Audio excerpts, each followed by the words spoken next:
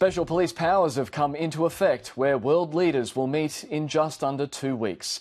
The Brisbane Convention and Exhibition Centre has been declared a core restricted zone under the state government's special G20 safety and security law. It gives police extraordinary power to search and arrest members of the public. Daya Clark reports. The legislation had only been in effect for a matter of hours before police moved on a lone woman staging a quiet protest outside the Brisbane Convention Centre.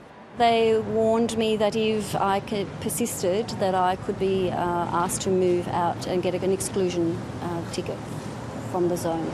The Convention Centre is now a core restricted zone, and under the G20 Safety and Security Act, only authorised delegates, media and staff are allowed access.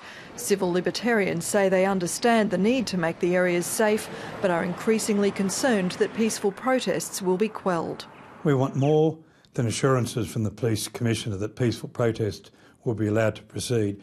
We want senior police on the ground monitoring the activity of lower ranking police to ensure that the Police Commissioner's assurance is acknowledged, recognised and put into effect on the ground. The core restricted zone will soon be extended to other areas too. From Friday, the RNA showgrounds will be included, with parts of the CBD to follow. While authorities are saying it'll be business as usual in the inner city, areas around the hotels hosting the overseas delegations will be off limits.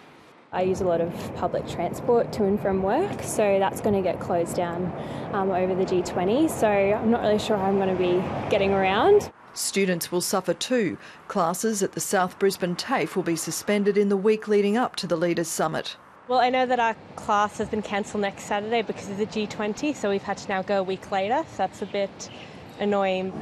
For all the inconvenience, there's benefit too. 7,000 delegates and media representatives will descend on Brisbane in coming weeks, giving the city global exposure.